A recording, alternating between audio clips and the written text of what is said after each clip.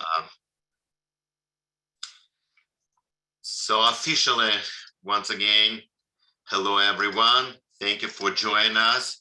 We see so many familiar faces from near and far, and we are very happy that Temple Sinai could produce this program, and we're very happy that our guests and our friends from New City join us. We can see, yes, we can see even under the names that it's not really corresponds your waving is there. So Elena and I will try to share with you our experience of why it started, and then already I will probably share by myself my experience of this quite emotional mission into Poland. That it's been already 10 days as I came back, and it takes time to recover. So because we Cantors, we will start with a song. The song that we adopted, Elena and myself, in the very beginning of the war, because we had an urge to do something to support Ukraine, besides obviously raising funds. And we adopted this Shalom Aleichem lyrics, like we start always services, to a very popular Ukrainian song. And that's what I will try now to share with you. Folk song. Folk song.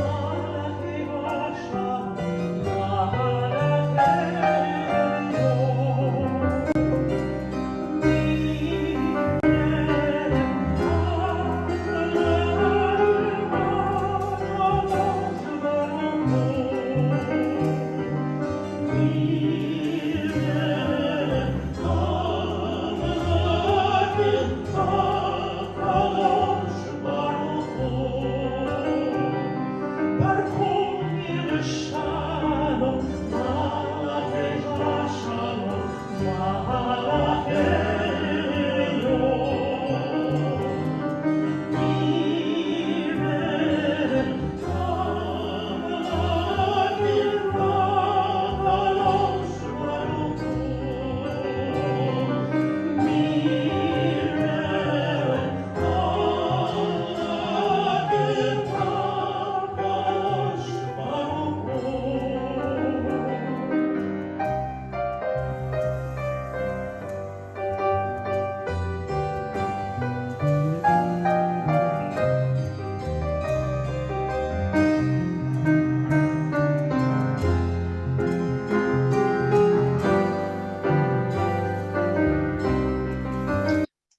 So I will stop at this point. Ironically, this song originally, and as many of people who grew up in former Soviet Union, came from a movie which actually emphasized the friendship between Russians and Ukrainians. And they constantly play in between two most popular songs. And it was the tragic ironics of the history of this song. And honestly, during the service, when we performed it, I didn't make sure the song. We had to stop. I had to readjust myself. It was very emotional. And now, actually, I'm kind of happy to share that this song, a lot of cantors asked us, and they were singing it from London to California to Israel. And it's this song for Shalom Aleichem, actually, with this tune. I won't take credit for the tune. It's a folk song, became viral. Now, a little bit of a background why we became so involved. Everyone tried to be involved, but I'll try to share, I did briefly, PowerPoint presentation. So you might familiar already with a map of Ukraine. Let me know if you don't see it, okay? Because I don't know if you actually can see it. You're supposed to see a map of Ukraine. And you can see it, great. So, of course, many of you, especially Jewish people, heard about Ukraine, where it is, what it is, because particular Ukraine was the place of what known as a Pale of Settlement. And majority of Jews, your ancestors, your great-grandparents, grandparents came from areas, they might call it Austro-Hungarian, and that would be here. They may call it Russia, and that would be here. They may call, here. They may call it Belarus, and it was here. But more or less, because Ukraine back then was the part of Russian Empire, they came from Ukraine, prevailing majority. Lena, you want to take over and to explain the map? Good to see you all once again. So if you look at this map, our birth city, the place where Sergei and I were born, is called Dnipro, and it's right here in the heart, and I'm going to say this again, in the heart of the Russian-speaking part of Ukraine. So in our home city, Dnipro, people rarely spoke Ukrainian. Unlike the other side of Ukraine, that was part of the Austro-Hungarian Empire, at some point, and then became Polish, right? Hungarian, Polish, you name it. They spoke Ukrainian and speak Ukrainian mostly to this day. So the Russians this time, which, the conflict started way earlier, but Russians truly invaded the Russian-speaking part of Ukraine. Our home city, our hometown, Dnipro, became the hub now, today. It's the hub for the army, for the wounded. It's not being bombed, and there are no military actions in the city as much as it is obviously in those areas.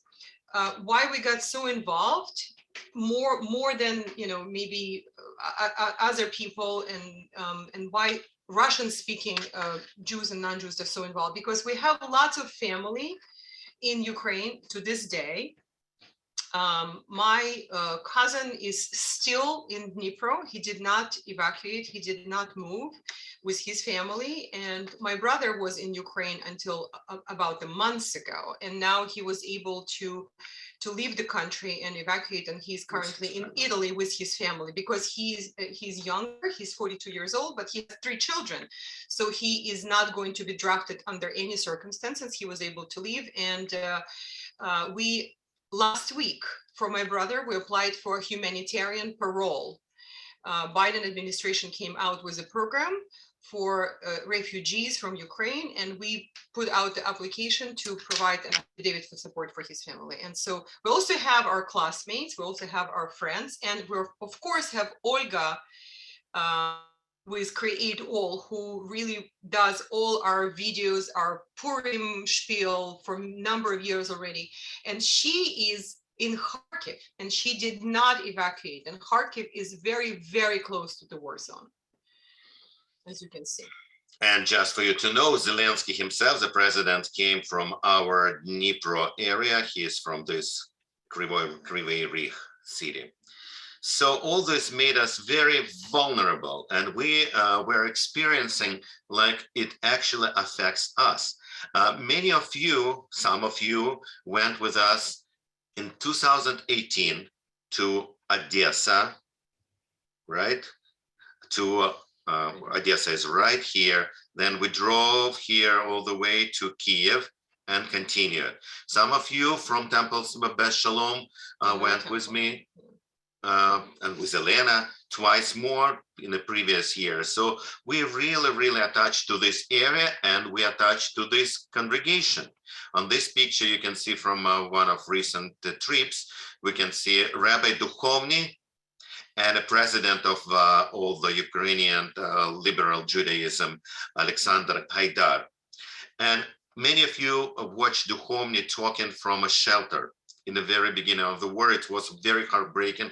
He contacted me and I also forwarded his recording. It was in TV channels and everywhere.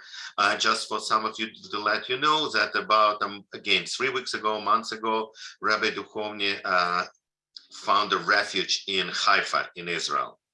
But we still had our friends there, and we had a friends in Hatikva, our sister congregation. Especially, we got in touch with the office manager, Vitaly Karabachinsky, and he let us know that it's a lot of older people that didn't have funds, money to evacuate, or were not strong enough to evacuate, stayed there. And we immediately started wiring money for them on almost like a bi-weekly base. And either directly or Vitaly would go under. And by that time, Kiev was already under heavy shelling, and he was shopping for them and was helping. He is a real tzaddik. So, and in the very beginning, we created this, many of you also attended Zoom rally with 14 other Cantors, and we raised significant funds. Between $50,000 to $60,000, maybe combined with what our youth group Honolulu also raised, and kids like Benji Rabinovich and organized. So Temple Sinai raised approximately maybe even more $60,000, and we immediately started working on what is the best way to basically invest in the people's life, this money. And of course, we have a lot of friends, a lot of people who became very active. Like some of our friends, Elena mentioned that the Dnipro became a hub where they sent wounded soldiers, and they started volunteering in hospitals. So we were sending money to hospitals.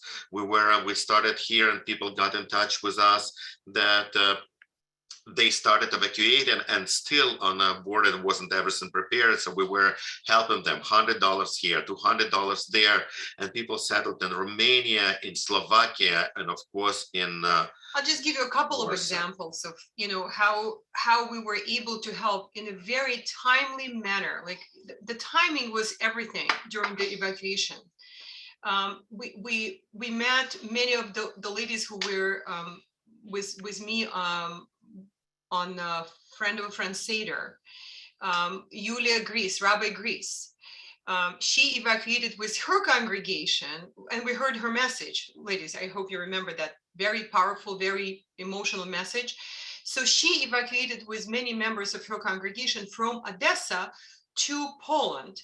She evacuated to Poland, and they were in a shelter in Poland, and they wanted to continue to move forward to Germany, because in Germany they found refuge, they found a place, Jewish congregation in Germany that was providing housing and meals and help for this group from Odessa with Rabbi Gris. And they were trying to find transportation means from Poland to Germany. They simply did not have the funds to pay for that. So they reached out to larger organizations asking for money, and those larger organizations were not able to go through the bureaucracy fast enough. They agreed, but they needed time to make it happen. So we were able to transfer the funds to Rabbi Gris's group immediately. It took like literally 2 hours. They went to the bank and we wired the money, and they were able to move to Germany. Outside of Bremen. So this is just one of the examples. Then another example is a good example where there was a family, a young family from Dnipro who evacuated to Germany, to Berlin. Them 2 weeks. To evacuate. 2 weeks they were on the road. And they could not, it's very difficult to find housing nowadays in large cities in Germany. I'm just telling you this. In Poland as well. And we were able to book a room through Airbnb for them from New York. We paid for that room for a week. They stayed in that room, in that apartment in Germany. And guess what happened a week after? When I contacted the owners of the place and offered them to pay for this young couple to go forward, the owners of that apartment said, you don't have to pay for this. German couple. They said, we're going to keep them in our place, in our Airbnb apartment, for the rest of their stay in Berlin. And now we just found out that the owner of that place is even employing the lady, this young lady, as an IT specialist. So those are the things that we were able to do with Sinai community, that people could not find this kind of help anywhere else, just because of those personal connections. And I know many of you said, please send it, help individual people, help large organizations, and help individual families and individual people, just to get things going for them. So this is just the two examples. So we have an animal shelter in Dnipro, where our classmate from Dnipro is volunteering. It's an enormous animal shelter that takes in horses, stray pets, from all over the war zones, and we're helping this animal shelter. And one of our students now adopted this program. I'm going to talk. We'll show it at the end. Yeah, we'll show it at the end. Adopted this animal just an shelter. Example. Yeah, just an example. So, and one of another very interesting organizations that, again, randomly, we all, all Russian speaking chat, and like really, it's a heartbreaking. And we reached our friend in Israel. And she said, our other classmate from this music college, she has someone that is very interesting charity organization in our hometown. And that's how we connected with a fund, charity fund, Dopomoga, which means help, which existed already. You want to say a few words? Yeah, I received the letter from them, just explaining what their needs are going forward. We're kind of jumping from place to place, but so I'm just going to read you the first paragraph of this letter. They are helping 350 people in Volosky, which is a small town on the outskirts of Dnipro, and those are refugees, people with children, families with children, people with disabilities from the war zones. So they have those shelters already in Ukraine too. These people who are the ones who could not move out of the country. They feed them, they provide housing for them, they provide all different kinds of help. They have even the psychological help for these people. And they bring supplies from the Polish border by small minivans.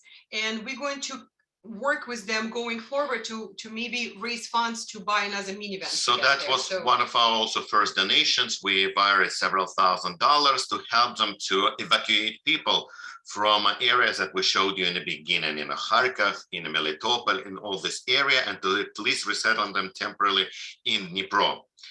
And that's how we build connections. So immediately I started looking for other means how to help them.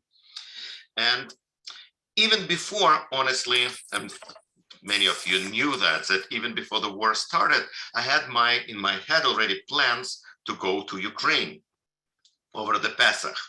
I mean, every few years we go there with myself, Elena, and we teach there. But this time I wanted, in connection with that, to go and look for the graves of my family, of my grandfather, who were perished and killed during the World War II, all of them. It was a large Jewish family. I can show you the map from the right there. And during the beginning of World War II, you're not screen sharing anymore right now. Let me share the screen. Thank you. Share screen. Do I? Yep. So somewhere here, and during the Molotov-Ribbentrop Pact, they became part of Ukraine, of Soviet Union back then, and all of them, and we're talking about dozens of people, were perished during the Holocaust. My grandfather was the only one drafted to the army, fought through the entire World War II, and that's how he survived. So I had plans to go here. So my mindset already was done. I'm going to this area. To go actually into Ukraine for someone like me, despite that probably I would be able to go there, felt like it was not dangerous because of the war, but dangerous because how would I explain who I am? Maybe I'm a Russian spy, maybe I'm something else. It was easy to get in. I'm not sure I would be able to get out. And it wasn't a good scenario. So I started looking for organizations that actually assist and creates the missions. And through Ayelet, we tried to put together Cantors, Russian-speaking Cantors trip mission to Krakow and to go from there, but we were told, no, thank you. We had already a few missions from the United States scheduled. I tried to convince them that that's what we got information, that they need Russian-speaking people because they need to connect with people. But unfortunately, I wasn't successful enough to find any organization that would help me to do it, but I decided I'm gonna do it anyway. So I connected with my friend, who is the rabbi in Warsaw. Warsaw functions as it's called Gemeinde or Gmina in Polish. It's one umbrella organization, and then it's liberal organization, it's Orthodox, it's modern Orthodox synagogue, and they all function under one umbrella. And his name is Rabbi Stas Wojciechowicz. And he said, of course, it's plenty to do for Russian speaking. Just come, bring your friend, we need your help. And that was a decisive. He connected me with someone else in one of the shelters supervised by Jewish organizations. I got in touch with them. They also were somewhat encouraging because they didn't know what they were doing. It was very beginning. But again, I decided I'm going to go. Contacted Joint, who supervised many centers. They were supportive. I'm still awaiting a letter from them that I'm officially volunteer on their behalf. But luckily, that's why we gave you a background of this Ukrainian charity fund.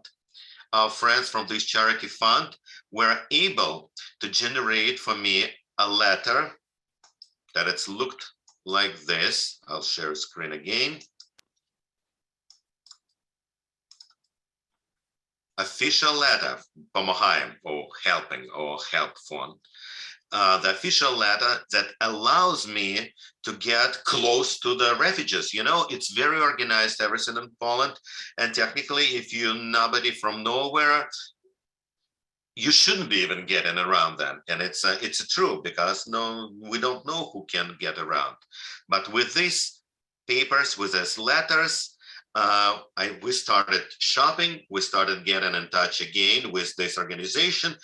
And one of the things that they asked for us is to bring tourniquets. Again, this organization is Pomohaim. They're located in Dnipro, and they created a passage where they have people, volunteers, only men. They allow only men to do this, who drive from Dnipro to the Polish border to pick up whatever supplies are donated or sent to them, and then bring back the supplies to Dnipro. So they asked us for specific things. They asked us for tourniquets, because in Dnipro, there people from Pomohaim also volunteer in the hospitals, and they know what they need. For soldiers also. For soldiers, for wounded soldiers. I don't know how to call it. It's a civil army. Civilian army, because everyone who has a desire was armed in Ukraine and trained in Ukraine to carry the arms. And so now they have lots of people who are also like as civilian troops on the streets. Essentially, they're taking care of the cities, and they have lots of wounded. So they ask for tourniquets, and this is what is pretty impossible to get neither in Ukraine, and almost impossible to get in Poland. Right. It still was possible for us to shop on Amazon, and unfortunately they let us know only like 2 days before I was already scheduled to fly there. But still, I was able to purchase for close like $3,000 tourniquets, close to 300 pieces, and I got to go. So one of the pictures here in Newark Airport that Elena drove me with all these 3 bags of clothes that we also purchased, and obviously one of the heaviest baggage tourniquets. And I arrived next day through Germany. I arrived to Chopin Airport, beautiful name, in Warsaw. Obviously, I didn't ask to anyone to help me, to meet me. I knew that I'm self-sufficient, traveled a lot. So I booked everything for myself. I got a big cab, and I arrived to hotel. I immediately connected with the representative of a joint in one. Do you guys know what joint is?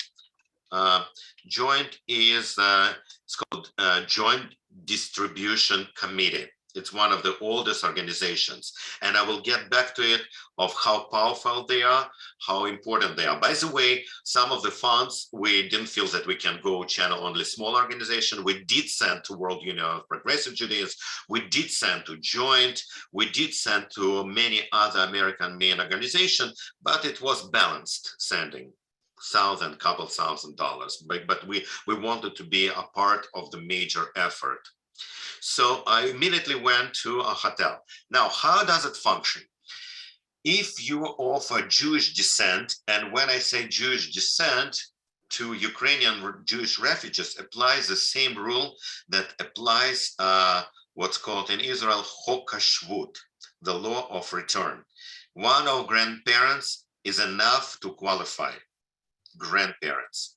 So you then apply on a border to organizations that are called Chesed. They're representatives of each border crossing, and there are about 6 border crossings used to be in a high of the time. And if they can settle you, they send you to these centers. To give you just a general picture, if you don't know anybody, if you don't know where to go, of course you will be sent also to refugee centers, like in Expo. One of the centers, when, again, a little bit jumping ahead, when I was volunteering at Warsaw train station, we had to put people to these buses, and these buses would take people outside of Warsaw to a major centers with 600-700 people placed together. Common showers and everybody on a mattresses in a major, huge rooms. Gym, right. Gym. No privacy, no nothing, but at least no shelling. But if you knew in advance to contact Chesed, you were placed in organizations supervised by Joint and other Jewish organizations. So you guys who support these organizations should be very, very proud. One of these shelters was right in the center of Warsaw. That's where I immediately went. And it's situated in one of the hotels. It's called Hampton.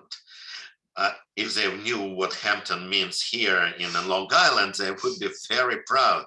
It's not as fancy as you might think, but it is Hampton, and it's a big hotel that it can, I think it's like 150 rooms, most of them given to refugees.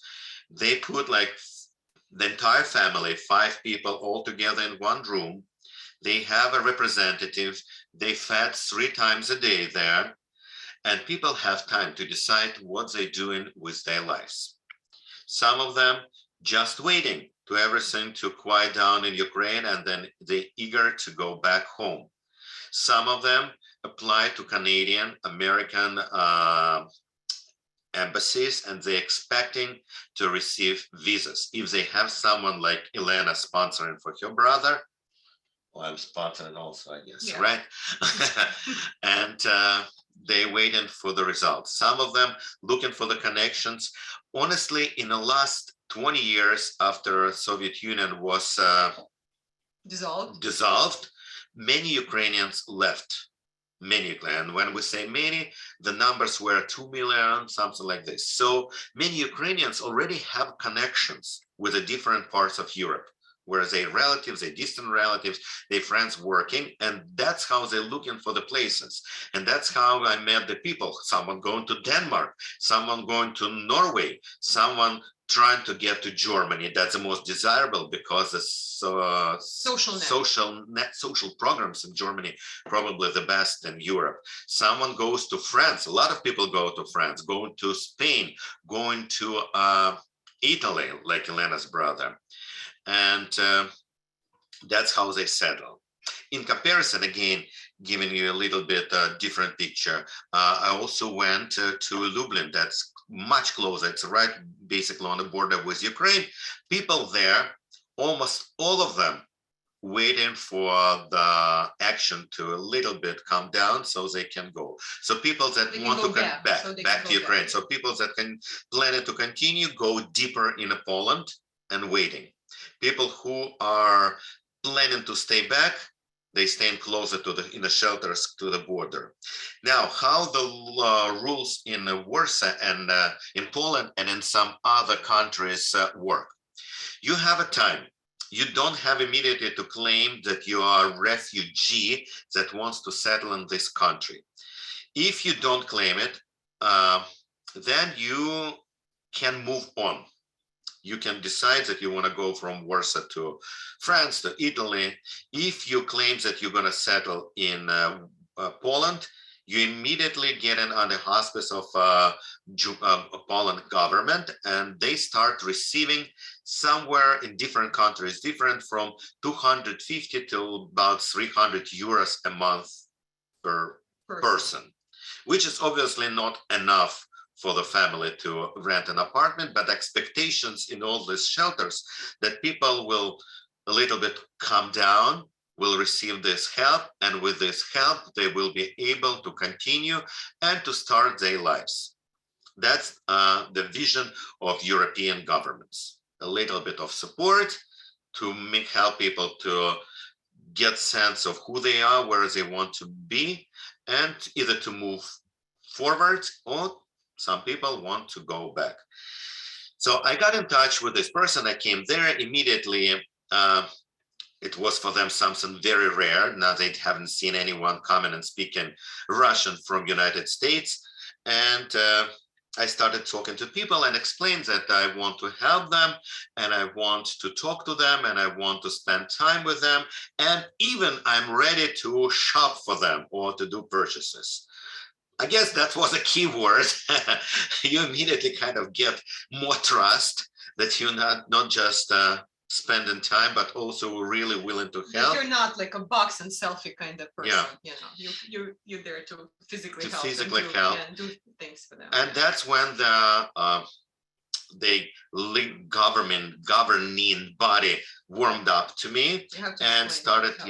Explain how their governing body works. So I mentioned that there is a person on behalf of Joint, and they also create a committee from refugees. Most often it's a younger people who went through the channels of World Union of Progressive Judaism, Jewish camps, and they know how it functions as a camp. So they create programs for them, they create classes, they bring people. So it's very interesting, was observes how they self-sufficient in a certain terms. And immediately they gave me 2 girls with me to go shopping, because what do I understand in shopping? It's I'm getting nauseous from shopping after first 5-10 minutes, and we needed much massive than that. And I shared with you some pictures. I'll show more. Honestly, my goal at this trip wasn't to take pictures, right?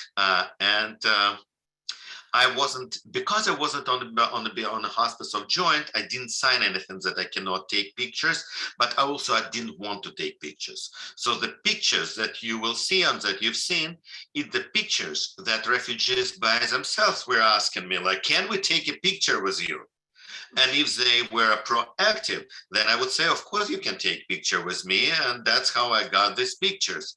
But I obviously didn't take pictures of people in their lowest. Right? All these pictures and at people's heights. When they were willing to take pictures, they were willing to smile because the stories that they were sharing and they were opening up, every day I spent more and more time with them. So we were shopping just for fun now. Let's share this. Where's our sharing tools? When that's just a part of the piles that we were getting there, from pants, socks, to people left without even chargers. And younger people ask, how can we have actually to have music to listen together? So the variety of this shopping was immense, and I wouldn't be able to handle it by myself. It's one of probably dozens of the checks that we were. You have to mention that, we have to mention that what we hear when from people who are refugees, people left in the end of winter, right? People left on February 26, 27, early March, And the weather is very cold there at that time. And now the weather in Europe, it's like here. So many people left with nothing that would prepare them for this warm weather. And so we know stories of one member of the family was left behind, did not evacuate together with them, let's say, and the younger family with the kids, they evacuated. So now this one person who was left behind is schlepping things out of Ukraine to bring to them because they have nothing to wear and they have no money to buy things. So this is just important to know that these people left with little suitcase or like a bag. And we are not bragging by these pictures, but you should know that American dollar or converted in euro or converted in zloty goes really, really far there. I couldn't imagine that you could you could purchase that much, because we went few people and then we had to call for the help because we couldn't get all this stuff back to the shelter. And I did number of these trips. And one of the major trips, for instance, was on a next day. So I arrived there a few days before Pesach and already did a lot of work with all this. Time-wise, yeah, we got only today number 2. I found myself functioning on many different heads. So first of all, my friend Rabbi Stas Wojciechowicz, head of this major congregation there, said, "You are here. Do you know, I just got emails and calls from major organizations. They're also going to be visiting. So you're going to be with me also." So I wasn't planning to be a cantor there. I was planning only to be someone volunteers that helping people. But I ended doing singing 3 services: Friday night, full service, Saturday morning with reading of Torah. I will show you pictures, nice congregation, Torah.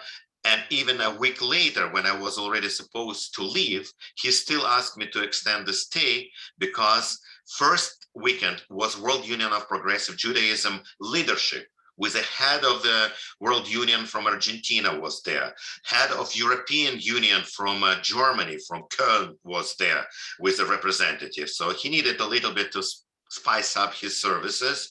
And next day, and when I wasn't planning already next Friday, he begged me to stay because AJC, American Jewish Congress Committee, with David Harris came there with all these people. So he was begging. And luckily, when I learned already first day that in the shelters, they wanted some cultural programs, I told them, okay, now I cannot do it just on my hands. We need a music instrument. So we went to the music store and I got, like, not very expensive, 300, something like that, dollars a keyboard that I knew that I'm gonna use. And oh boy, I was using it. I was using it a lot. And so now they can use it. Yeah, now it stayed in Warsaw in the Etz Chaim, this congregation. And we have agreements that whenever shelter needs to do something, they can come and to borrow it. So again, that was Temple Sinai, another of just a small things that it's happened to be, but everything had to be done very quickly. So next day, again, with Rabbi Wojciechowicz and with World Union Progressive Judaism people, we went to visit another shelter that was under a Jewish hospice outside of Warsaw in it's called Shrewdborough. It was like a place of resort. Yeah, let's show the pictures. I forgot that I have pictures. Let's share this one. Yeah, pictures kind of gonna be helping.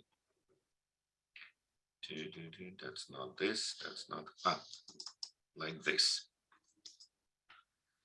That's one of the centers. On this picture, you can see that's the head of the World Union of Progressive Judaism from Argentina, from Germany, and heads of Polish congregation. And that's a rabbi, my friend from Warsaw.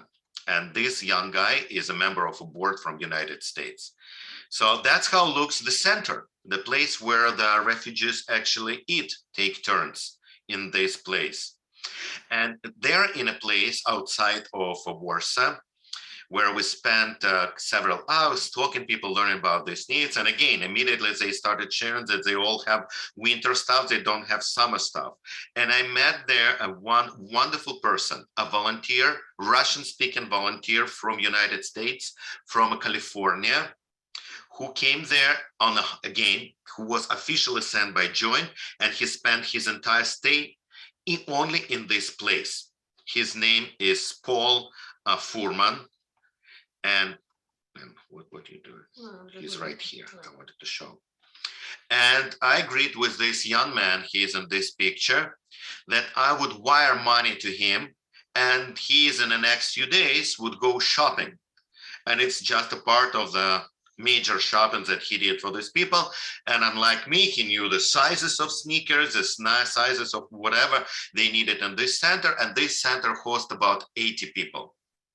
So I already been in touch with Paul when he came back, and he was purchasing for his friends. Just to give you an example of how we also channel the money. His close friend is a colonel, that's how you say it, in the Ukrainian army, and in charge of the most civilian part of this. And they needed elbow and knees protectors.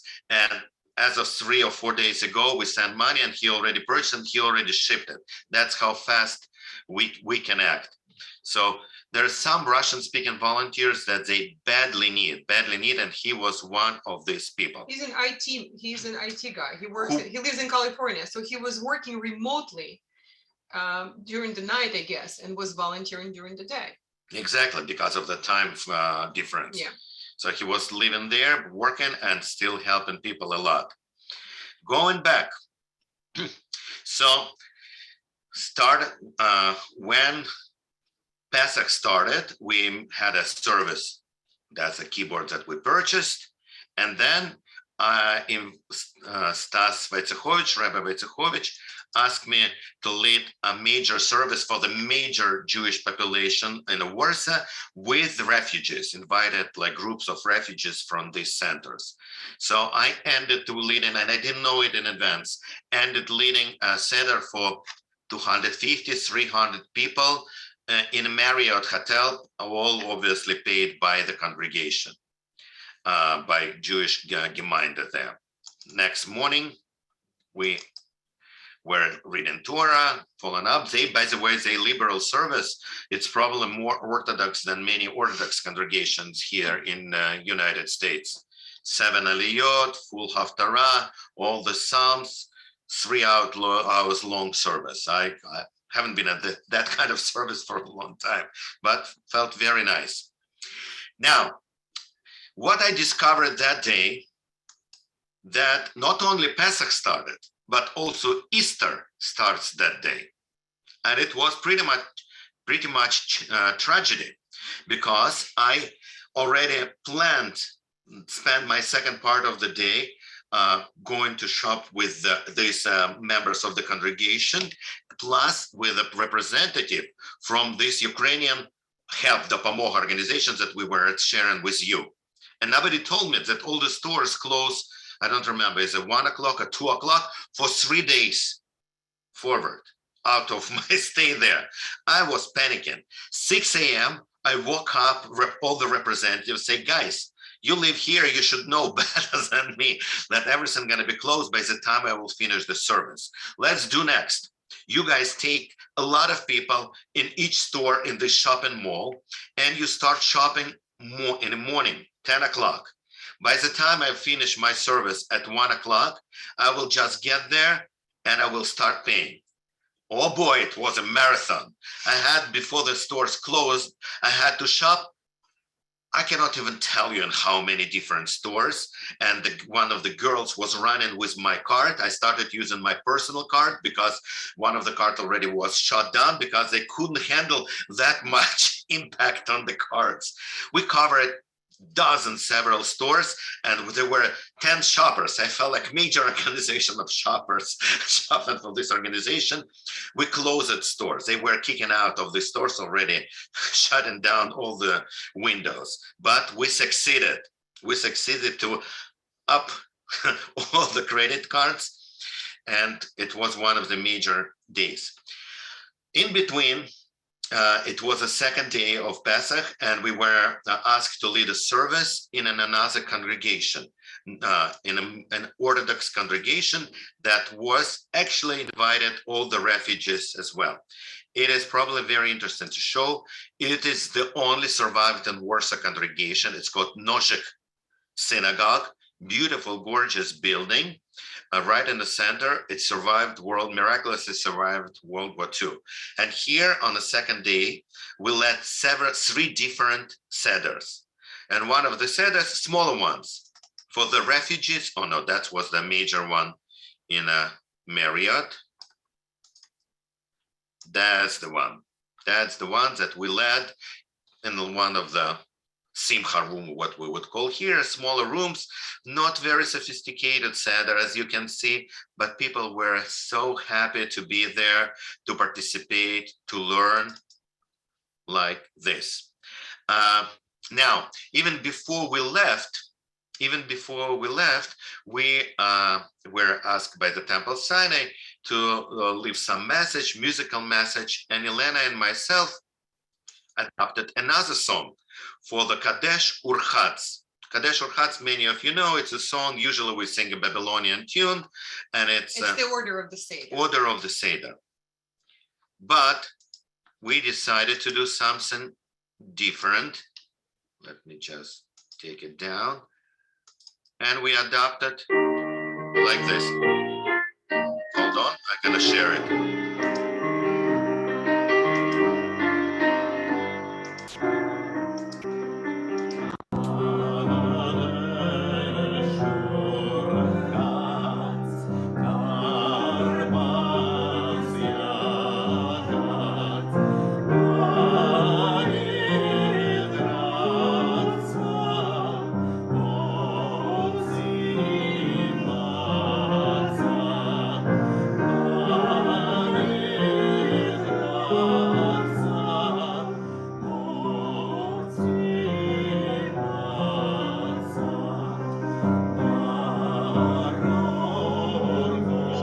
You got an idea. So once again, like, stop sharing.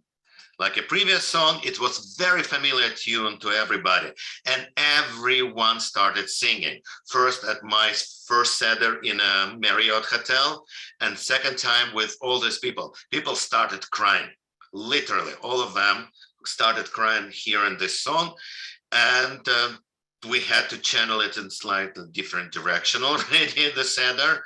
To jump in a little bit ahead, I started talking to some people, and even after I left, there were some professional musicians that I connected them with the shelters, and they were happy now to go to the shelters to do the programs after I left. A little bit we sponsored at the temple, something they volunteer, but it actually has continuation. And again, this Kadesh Urchatz was sent in many different places. So that was second day. And another my hat that I was trying on myself, in a free time in between all of this, we went next day to volunteer. Where is my presentation? This is here it is, to a central station, Warsaw Strait Central Station, where the most of the refugees were coming. Let me find it. Here we go. A day after I came to Poland, my colleague from Dallas came, and her friend from Czech Republic, former Ukrainian, came. And this lovely lady is a professor of Jewish study of Columbia University, who also speaks Polish and Russian. And all of them, we found us together at the second Seder, and we went to volunteer together at the central station. Ladies went to a room to volunteer mostly where women and children. And I stayed here with some other male volunteers, actually to help people with some necessary stuff, like helping this most of the women with children were there, the refugees. So even to help to read the tickets, to figure out, to take them to the platform, to help with the SIM cards. I ended paying for one older man was going to France. And when the people here were explaining him, yes, you have a free trains. You have to go from here to Berlin, 7 hours, from Berlin to Frankfurt, another 4 hours, from Frankfurt to somewhere else. It would take him 3 days to travel. When I heard it, I said, can we check, please, how much gonna be the flight? The flight will be $80. I said, we are paying for that. And next day he boarded the flight and rejoined with his family. I paid for the hotels for the people who arrived later during the day nearby. We paid for the trains. People came with no money. Women who came with the right stamp and a passport can get free tickets. Men cannot. So I was paying left and right, helping left and right, and even to an extent that for hours with this gentleman from Ukraine who actually already was there before the war, he spoke only Ukrainian, so I got to polish my Ukrainian. We were moving the entire gypsy tribe from the entrance to the waiting hall to the platform. You cannot imagine the number of bags and how heavy these bags were. I've never seen that many bags all together in one place. So that's what we ended doing there. Now, what was very impressive that every person who arrived there, he actually met also with these huge signs, безкоштовна їжа, free food. Once you exit this building, and also it says the first need items, everything from the donations, everything from the donation. Once you exit the building, you have on the left and on the right, these tents. These tents provided by World Central Kitchen. Many of you heard about this organization, and actually Platnitsky family, last bar mitzvah, we didn't connect it first. We didn't know that it will be. It was something that Russell was talking about. It was his bar mitzvah project. So I was super excited to share that I've just seen a few days ago how it functions. Right here, actually, it's guarded by Canadian, Ukrainian-speaking soldiers. They check passport, and only refugees and volunteers actually can come in. And it's hot food, hot drinks, served. People so appreciative. Again, when people, they don't expect it, refugees, when they just come here. When they see that they've been so well taken care of, everyone starts crying. People who help and people who've been helped. And that's how you see the central kitchen operates. During the night, second pavilion was closed, and we stayed there very late because we knew that one of the trains from Lviv, from Ukraine, arrives 11:20 at night. So we were waiting for the train to arrive to help the people later during the night. What else? That's what also was available for the people. If you have a permission to go as far as Canada, United States, or any other place, they can get free tickets. If you again have the right stamp that we had to check if they have this right stamp. So after a few really crazy days in Warsaw, helping left and right, spending all this time, Rabbi Wojciechowicz and myself, we decided to go to visit another congregation that they supervise in Lublin. Now, Lublin is a city in a real Jewish area. That's where your ancestors, where my ancestors came from. Helm, Zamoysk. That's where all the, when you picture Polish Jews, that's where they lived. And when we were crossing the places, it was heartbreaking because that's where the 3 million, 2 million of Jews lived and nobody left. I just will scroll down. I will show, just jumping ahead. A synagogue in Helm. Many of you heard Helm stories. That's where the Helm stories came from. That's the payment since that time. You can see the scrolls here. Now, not even one Jew left in this area. But even in areas like this, you still have everywhere everything for Ukrainian people to help, to provide help for them. So we traveling with Stas Wojciechowicz to the place, which is Gymna, Jewish community of Warsaw in the Lublin branch. Very interesting. Now, the Jewish community, the Jewish property situated in one of the most famous yeshivas in the world. It's called Yeshivas Chachmei Lublin. That's the building. Now, it won't be, I probably can, with all confidence to say that Polish community have some guilt. Why? Because in a recent Jewish community have some guilt. Why?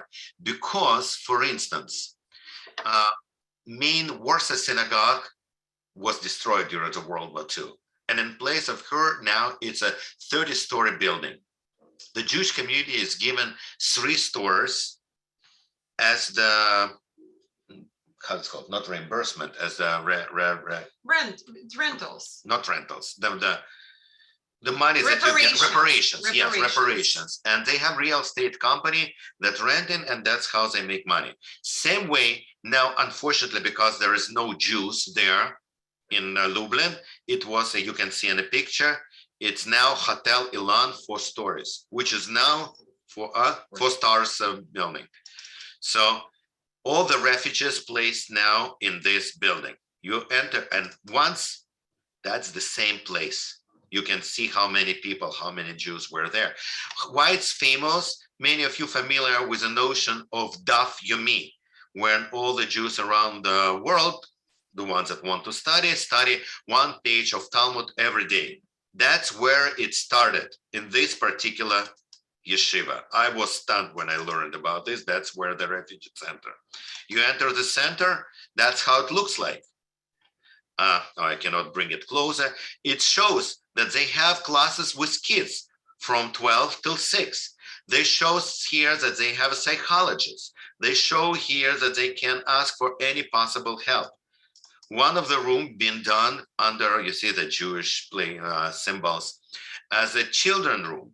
And again, we were asked to do a program. That's in this famous synagogue. So during the programs, it was identical program to what we did several times already in Warsaw. Let me share with you some of you.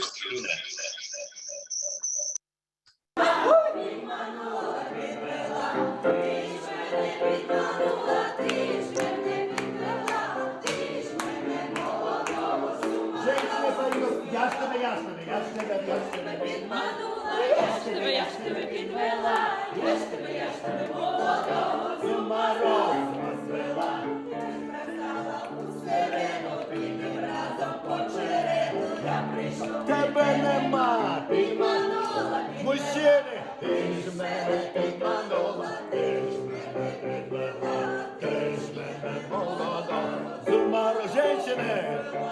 All right, so that was the, where's that? Let me to turn it off.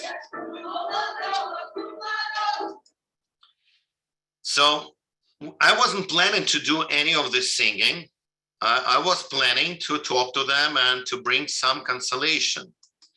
And I started talking about connection of Jewish music on the examples how we adopted the songs that we played for you. It was talking about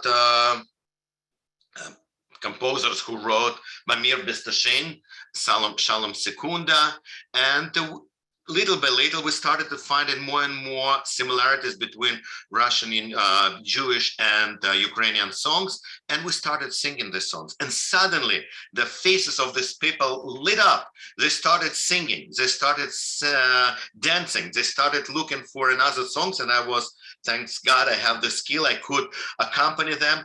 We were there from 7:30 when we were supposed to start till midnight. Till midnight, we were stopping, they were sharing these stories. These people that you've seen in these pictures came, some of them spent a month underground a month underground in Melitopol, in Kherson, in all these areas that now already under Russian occupation. And miraculously, with the convoys, they were taken from there. You look at these people, you cannot even understand how they survived all this. Majority of the people that you see there came from these heavily damaged, heavily destroyed areas. These women, their husbands fighting there in Ukraine, they hear, when we started singing this song, they said, wow, it's like in old times when we had friends in our houses, that probably half of them already been destroyed. That was the time when we spent time with our friends. Some of these friends already they were killed. It was heartbreaking even to hear. I tried to keep it positive, but it was very difficult to hold on this and to keep up with this.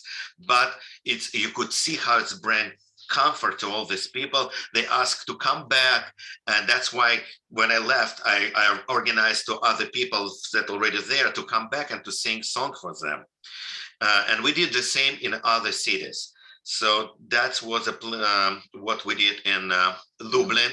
I didn't have time to shop that much. So what we decided to do, let me to share a screen again. What we decided to do, it's just we took a list of all the people there. By the way, that's how close it is to Ukraine. That's a border with Ukraine, Lublin, major city. That's Belarus. And that's where my grandfather came from. So I was planning to go right there. And it was less than an hour drive from one place to another place, but I promised my wife not to go there. And Rabbi Stas Wojciechowicz also wasn't inclined to take his car there. So it wasn't my lucky day. Next time. So what I wanted to show you that also right here is one of the concentration camps. And while being here not to visit concentration camp sound not right, so we went to Majdanek. That's one of the best preserved concentration camps. And we said Kaddish, we did El Maleh Rachamim, and we felt that it's our duty to be there, and to be in Lublin and not to visit that place, it was wrong. So we provided monetary help, can find it here. Again, everywhere you see the signs of Joint, of what Joint is doing for them. So in each of these envelopes, depending on how many people there in a family, we just provided, I don't remember, 30, 35, something like this, dollars per person. So they can go and shop by themselves. It also was, everything was an issue because you can take only $1,000 a day from a credit card. And I needed much more than that. So I had went next day. No, the day goes according to their calendar, not according to United States calendar. So the bank. So it was, everything was, and we had to be creative. But we resolved all the issues. If people from Ukraine could resolve their issues, we were able to resolve simply issues. And we spent 2 days in Lublin with lovely people. Again, most of these people going back. And again, people who ended in the places like this, and we spent night also in the same place. A lot of volunteers also stayed there, like these guys that I was talking about from San Francisco. For a longer stay, they settled in one place and they serve food, they cook food for them, simple food, like scrambled eggs there. It's nothing brought from outside. It's not a food from a four-star hotel. It's self-made food. And again, volunteers help, and they make it still possible. And people, again, so appreciative of all the efforts. I'm going back that in these shelters, probably only 20-25% are Jewish people. They never turn anyone away if they already got in this place. It's a lot of people. In Warsaw, I was shocked how not many people spoke Ukrainian. And then it occurred to me, yes, all the refugees, prevailing majority from Ukraine, from Russian-speaking areas. Here in Lublin area, more people spoke Ukrainian, and these were people from a Western Ukraine that they were temporarily and hoping to go back. So next day, we went back to Warsaw, where I spent again the talking to people, doing programs to people, meeting with people, taking people for a walk, taking people, even few most engaged volunteers to a cafe. That's when the day when I stayed a little extra because I promised to my friend to spend a Friday night with, in his congregation. And we have still many, many contacts, and we continue to help even after I left from there. There is so much need. There is so much need in people that can connect. Do you know what I forgot to tell you? When we had this conversation in each of the places for hours, as I mentioned, till midnight. Luckily, they have Uber there, so we could go back. The most comforting they found, it's my stories about our immigration.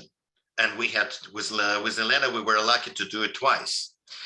But our first one to Israel was, as many of you know, was very difficult one, very difficult. When we started to study, when Ziv was just about to be born and we had nothing. I worked 23 different jobs within a few years, and at the same sometimes studying in a Hebrew university and academy. When we had a pack of sausages for a week and it was eaten by cat outside of our winter because we didn't have refrigerator, that we had to share a herring for a few days. So people hearing these stories was like, it's not that bad apparently for them there. So and they knew that we were able to get through all this. By the way, this year will be 25 years as we in the United States. So quite significant. You have to mention that it's important to mention these people who are refugees because of this horrible war. These people had no intention to immigrate. Unlike we did. When we immigrated in 1990, we left Soviet Union, we closed that door behind and we never looked back. We were happy to leave. The challenges that we had to overcome, they were sort of expected for us, but we were ready to take on those challenges. These people were just pushed out. They were kicked out of their comfortable, more or less comfortable life. And because nowadays Ukraine is an open country, they can go into Europe without even visa today. So they could have done this long time ago if they needed to, but they really didn't have to do it. And they're comfortable in their normal life. And it's just tragic that they had to make this terrible move to wherever. And some of their property have been destroyed. Yeah. To these people, the only things that could comfort them, we could say that once we were leaving the Soviet Union, we left 3 apartments, just gave back keys, and that's it, not even penny. We couldn't sell it. You were not allowed to sell your apartment. There was no private property back in the 90s. So I was trying to find at least something that they could see that even now, unlike we here with the Russian-speaking community, all of us immigrants, these people never seen any immigrants there. That's for some of them, it was first time ever that they left even Ukraine. Don't forget that some people, like some of our family people, refugees, they're more self-sufficient. They have a little bit more funds. They're not staying in shelters. They can provide for themselves. People who stay in shelter, that's people predominantly who were not able to travel. People who cannot travel, people that don't have money to purchase anything for them.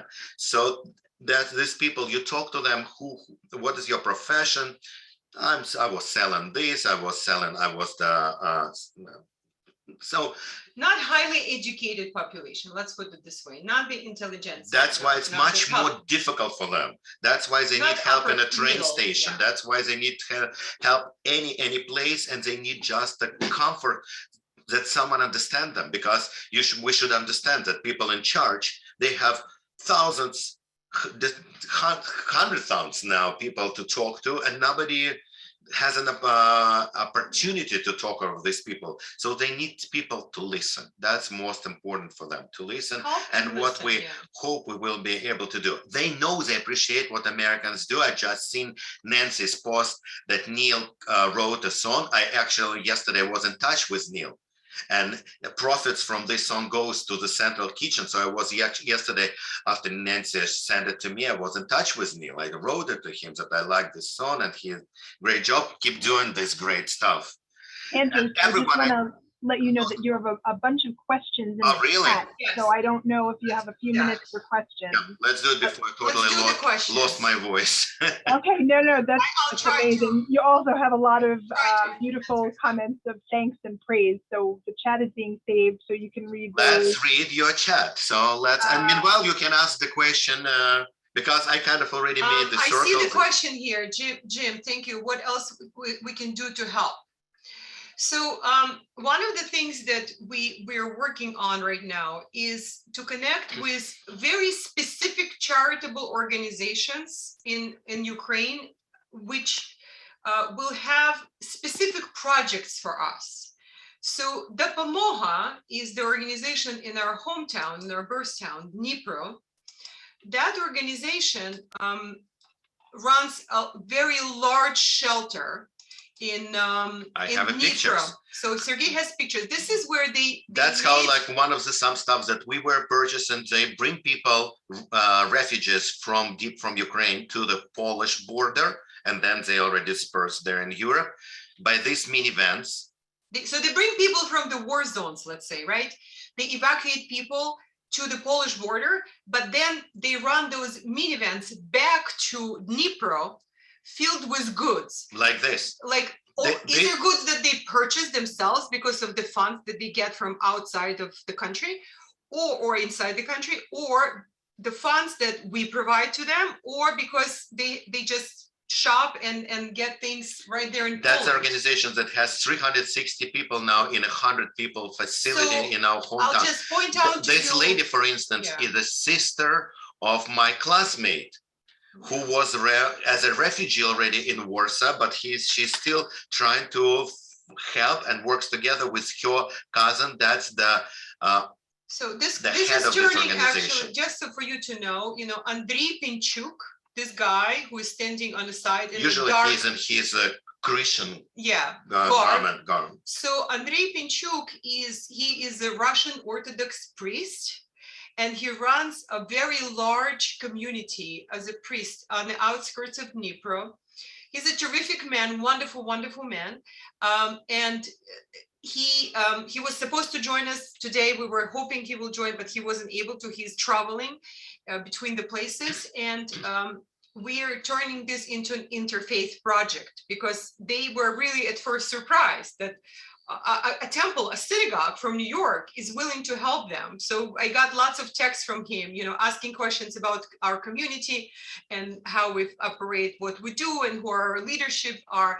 And so we're turning this into a very meaningful interfaith project, and we're hoping to help them raise money to support them to buy. They need another minivan like this, used. Yeah, we Yes. wanted to make a point that we help, and obviously not only Jewish, because they in these shelters could be Jews and anyone. Nobody is Exactly. distinguishing one faith to another faith. And Right. they're doing really huge mitzvah, so we want to share in their Yes. mitzvah. So we will get the list of things they need. So if some of you would like to participate and just donate the funds, or you would like to do the purchases yourself, we can do this. We'll continue doing as much as we can. So now another project that we undertook. Just an now, example, we have Yeah. many different. Yeah, another project that we started with Morgan Sommer, going forward into next year, many mitzvah makers, our 7th grade students will be paired with various charities, not only in the United States, but also in Ukraine. And again, we got to this Pegasus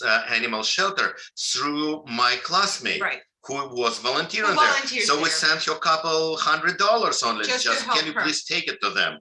And they were very appreciative, huge shelter. You see, it's in the city of Dnipro in Ukraine.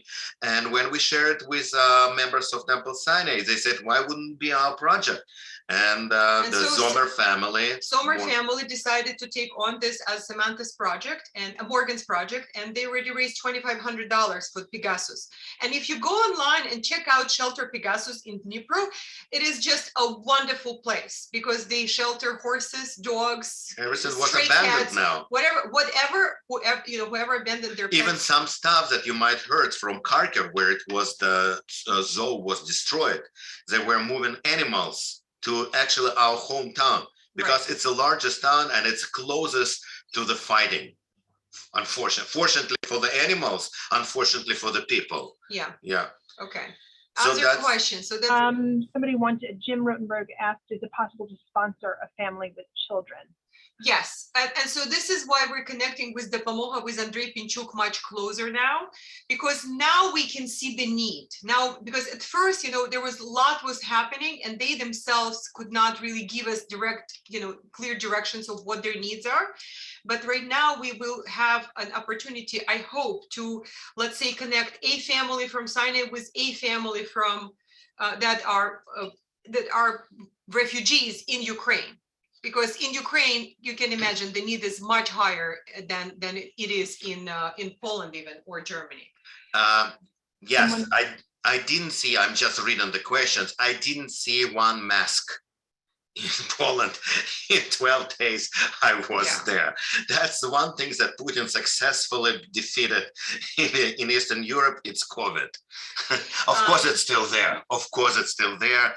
People get sick, but I didn't hear people complaining about it. I didn't hear people talking about it. I didn't see one mask there. Yeah. Are we going back? We're considering we're just checking out our options, yes. because we're meeting on Friday with this The ladies professor that- from Columbia who runs Jewish History Department at Columbia, and they have They sponsors. want us to go. They want organized mission of Russian-speaking clergy, not only cantors, but rabbis and cantors, and anyone who can come in and really connect with people in Poland and Germany. And Because so goods can be sent anyway at without, this but, point, yes. but the souls cannot be sent Yeah. by mail.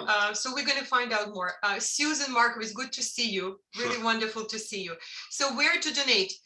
Anywhere you find appropriate. JDC is doing a Amazing. fantastic And job. I had personal issues. They're still answering my questions, but it's my issue. Yeah, What they did there and how they spend their money, amazing, yeah. amazing. World Central Kitchen Amazing. is there. You Yeah, can send it definitely. to Temple Sinai Ukraine Support Fund. And then we decide where we send the money. And it's like a long list, just like those checks. Or you can send to Temple Sinai Teen Fund. Benji Rabinovitz is in charge of that. You can, It's the same money, and It's then the it same. gets to us also, or it gets sent, or it's to our discretion fund or our social action fund. It's all technically, it's the difference is who is answering the letters. Thank you, letters. yeah, answered about Dnipro. Yes, Dnipro is Dnipropetrovsk. We were born in Dnipropetrovsk, which was a Russian-speaking Ukrainian city, and now it was renamed. Obviously, Russian language is not favored nowadays in Ukraine, as you can imagine. However, Do you know, it was very interesting, even in Warsaw, because in these shelters, people speak Russian and have any back thoughts about it. yeah, That's their language. yeah. They- Even on TV, on Ukrainian TV channels, they would interview somebody. They would start the conversation in Ukrainian, but knowing that person does not speak Ukrainian well, they would move into Russian immediately. or they ask the Right. question in Ukrainian and The the answer person- comes in Russian. Yeah. Constantly in Russia. So it's a very, very close. Obviously, some people have more feelings about languages. And that's when I had to practice my Ukrainian. If I sense that people trying and making an effort, here my best, after all, I spent 8 years in school there learning Ukrainian. It's not up to the level, but it's much better than I thought. It was an optional, by the way, subject. We didn't have to take it, but our parents, when we grew up in Ukraine, said you have to do it because you live in Ukraine. You have to know the language of the place you're in. So luckily, Yeah, I was we lucky. understand. Exactly. Is there a way to I'm sponsor sorry. a refugee? I know we're like running over. Is there a way to No, that sponsor wasn't what I was going to say. a refugee?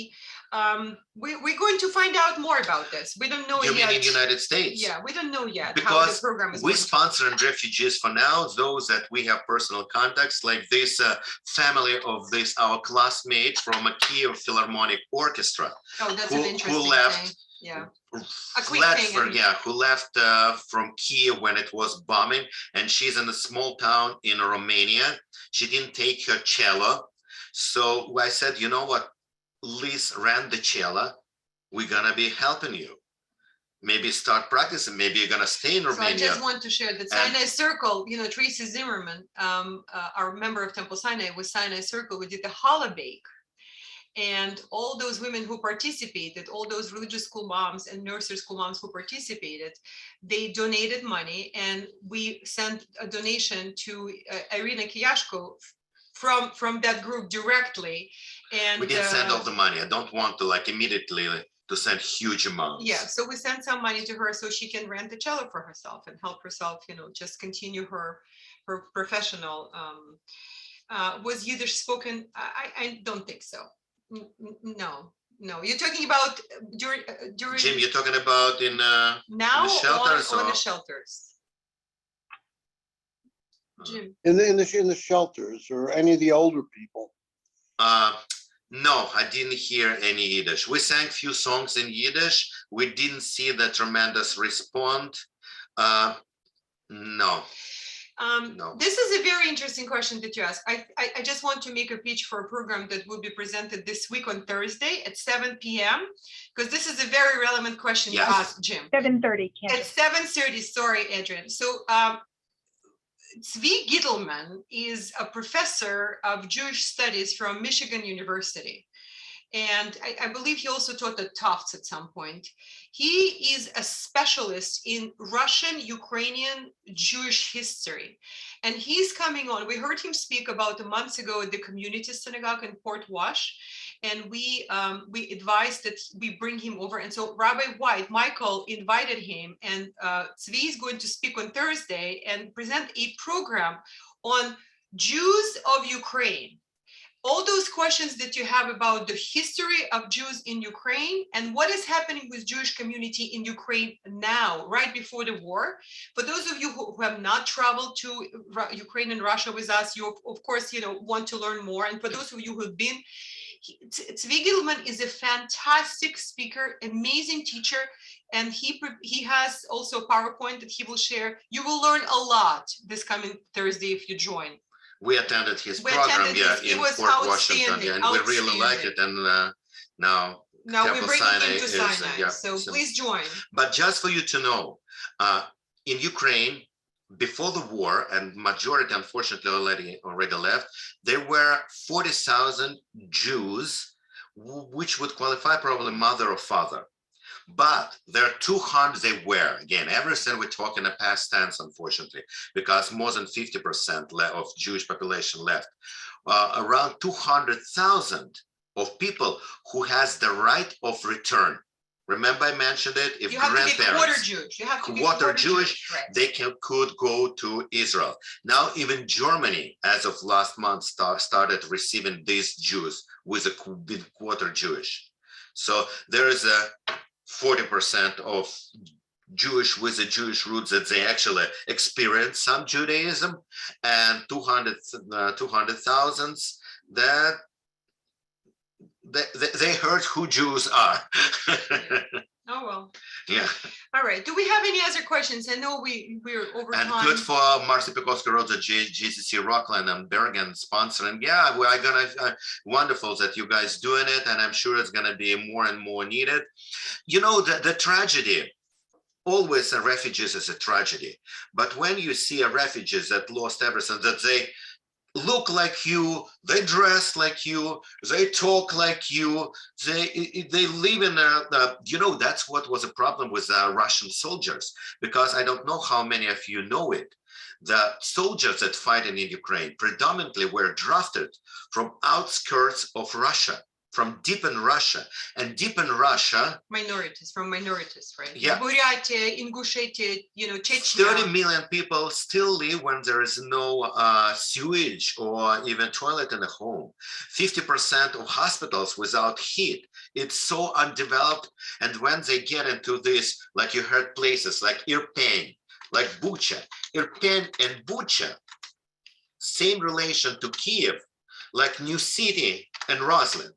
It's upscale communities outside of Kiev. Yeah. And that's why they were damaged so heavily, because it was jealousy. Besides anything like this, it was pure jealousy. How dare Ukrainians live better than Russians? That was one of the major factors that all the commentators always bring up.